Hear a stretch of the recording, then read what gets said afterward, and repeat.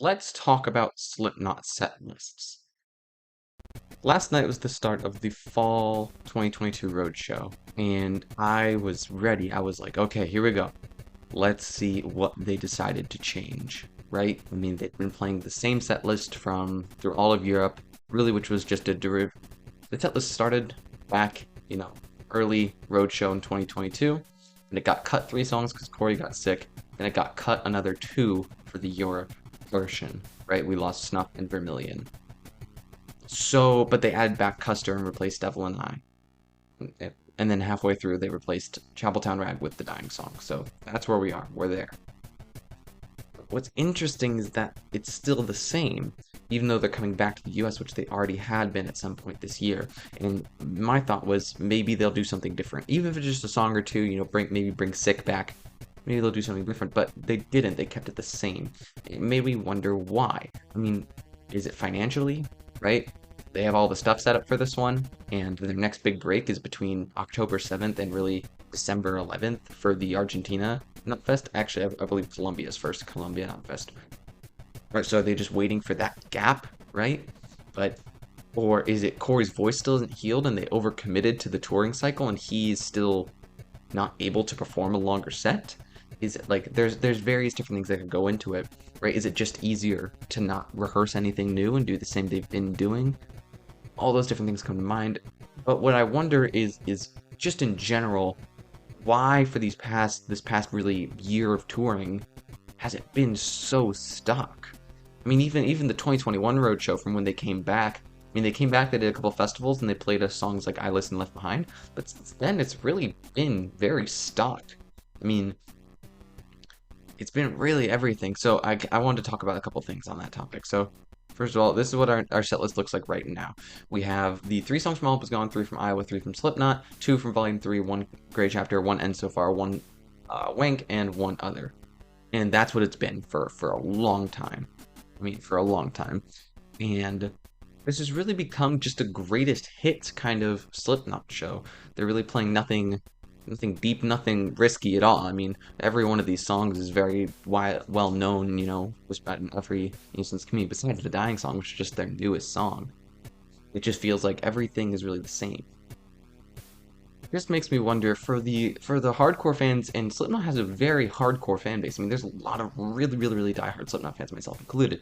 Just wonders why aren't we doing anything at least a little adventurous? I mean, adventurous is even just like a weird term to use because it's really just like anything that isn't popular. I mean, when you look at, right, the big thing I was looking at is the Slipknot singles chart. Slipknot's singles, every one of the songs on the set list right now, besides Disaster Piece and People Equal Shit, everything else is a single. If you look down this whole list, every one of the other 15 songs is a single, or the other 13 songs. And Surfacing and Heretic Anthem were both promotional singles, which I still would count. That's that second list kind of at the bottom is those promotional singles. So when you look through, it just makes me wonder, they really are keeping it as basic as possible. And reflecting back on the last show before the COVID pandemic hit, they were playing some really interesting stuff. I mean, there was the underrepresentation of All Hope Was Gone, which has been better recently, which is kind of nice, but also no Gray Chapter in this tour. But we saw Eeyore and Eyeless. We didn't see Spit It Out, which is interesting, but we saw Eeyore and Eyeless, and we saw a new Abortion and Birth of the Cruel and Therefore, and it just like it felt like there was a lot more for those who aren't just casual fans, people who really do love Slipknot. New Abortion to me sticks out the most. I mean, like, that is a really deep cut for them to play live. And again, this was the last touring cycle before the pandemic, and ever since the pandemic, they've been playing basically this lineup of singles entirely. Eyeless and Eeyore, even though they're popular off of the first album, are not singles along with Sick. Birth of the Cruel, all 4 of the We Are Not Your Kind songs though are singles, but it's the new album. It was the new album at the time, so it makes sense. So the big elephant in the room, in my personal opinion, is the new era. That's what's really bothering me. We are, the day of recording this is the 21st. We are 9 days from the End So Far being released, and last night was 10 days, the first show of the tour. So why is there nothing new? I mean, besides the couple of masks that Like, there was Tortilla Mans and Sid's, and Clown's technically a new mask. I mean, he's kind of always doing something new. There's really been nothing new for the end so far. Jim's mask has stayed the same, Mix has stayed the same, and Jay's and Corey's and Jay, Corey, and V-Man all released their masks a while ago, Knotfest LA in the 2021 tour. So those are already feeling really, settled in. I don't feel like it's nothing new, even though they're technically new for the end so far. So the big thing that's making me wonder is why are we holding off on making changes, right? The Dying song being added in during Europe tour, that was new. But we have the same stage setup, we have the same, masks relatively that we've been doing. So what? It just doesn't feel like we're transitioning into a new era of Slipknot. I get that the timing's a little bit different than it has been before with, the transition from Great Chapter to Wank having like a 2-year gap in shows from like 2016 to 2018. I get that. Actually, I think it was to 2019, actually, yeah. Excuse me. But I just have to wonder why there's no real change happening in the live show. And then again, it comes back to the point, is it just waiting for that big gap, that 2-month gap between October 7th and December 11th, right? Is it that gap that we see them working behind the scenes on getting the end so far more into the live show? Is that when we see it? But it just doesn't feel like that's what's happening right now.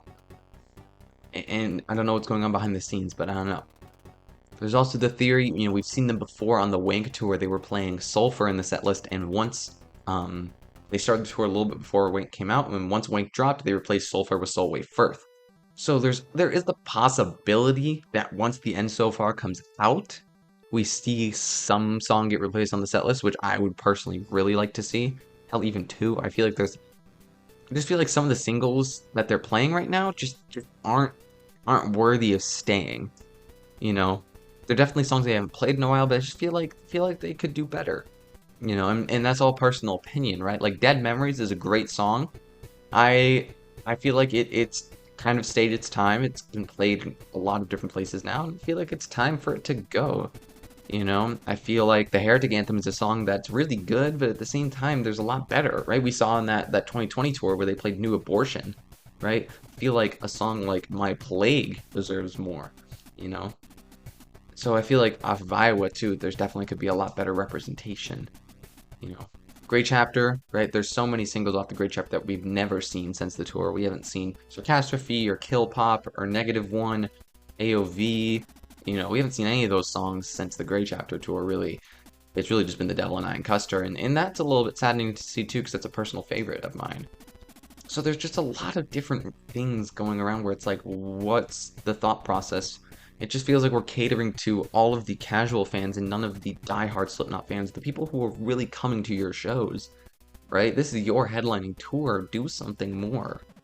And like I said, there's a billion different reasons why. It's not like I'm sitting here saying like, oh, play Snap or play Gehenna, or one of these like really, really deep, just random songs, right? You gotta know that's not gonna happen. If you look at the singles list, I mean, there's plenty of songs just on the singles list would fit so well and have so much more fun. I mean, a personal favorite of mine that I have Gray Returns that hasn't been played since 2015 is The Blister Exists. I mean, that song has such a great live energy, and I really miss it being a part of the setlist because, God, that was a good time. That was so much fun. I just think that everything. I mean, Tortilla Man himself has expressed his desire to play this song. I mean, it makes sense. The percussion parts for him and Sean are so much fun, and he's been killing it on the marching snare. So, I mean, I would love to see Tortilla Man do that song. That would be awesome. It just feels like there's a lot of songs they still could be playing, and to sacrifice maybe one of your hits for one slightly deeper cut just feels like a trade-off that I feel like should be made. You look at a band like Metallica, it's playing songs like Dirty Window at Lollapalooza, and it's like, no one at Lollapalooza gives a shit about Dirty Window. They're just doing it anyways because that's what they wanted to do. So I feel like Slipknot could do something more like that, even if it's just one song, right? That's what I'm asking for. It just feels like right now we're kind of stuck in this loop. Granted, everything could change.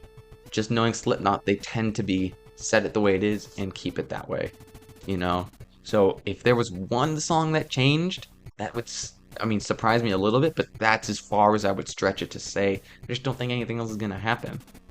So the bottom line is, Slipknot has kind of been part of this habit now of just staying in the same kind of realm with their songs and their set lists. And I'm just wondering if they want to do more and they're just holding back. Do they just want it to stay the same? Is there turmoil within the band that's preventing them from moving forward? I don't know. There's a billion questions that I don't have the answers to. I'm just expressing my opinion from an outsider's view, right? And to give a little more context, I'm going to the show on the 7th, the one in Irvine, and I'm super excited to go. I already went and saw them earlier this year on the Spring Summer Road show down in Chula Vista, so I've already seen them once this year. I guess that's where a lot of my frustration comes from, knowing that I'm going to see them again and it's mostly the same. But needless to say, I'm still very excited. Love Slipknot, It's going to be a great show nevertheless. They never fail. But just, could be wanting more. And they've said that these will be the last US dates for a while, so we don't really know what that means. Does that mean 2 years? Does that mean 1 year? What do we know? So I'm hoping that maybe the End So Far era does work its way in, once we get down to the South American shows maybe, and maybe that's what it is. Maybe we should need a bigger gap, because this is only an 11 show tour, so maybe it makes sense financially to not put a lot of money into changing things right now. Let the era settle in, let the album settle in, you know. They only have 5 shows after the album releases before December that are scheduled right now, so it makes sense to not, go crazy on it.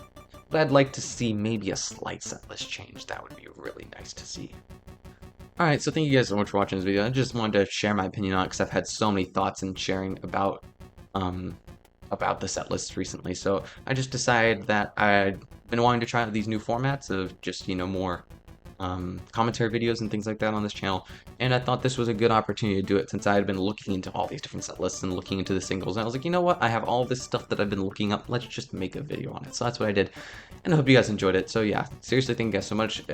Please leave a like if you like the video, subscribe if you want to see more things like this, leave a comment letting me know what you think, what your opinions are on the current state of Slipknot, and yeah, go check out some of the other concert videos that I've uploaded. I will be uploading more soon. October is going to be a crazy month, and I will upload the full concert that I go see in Irvine. So if you like Slipknot and you want to see that show, we'll have the full video of that as well.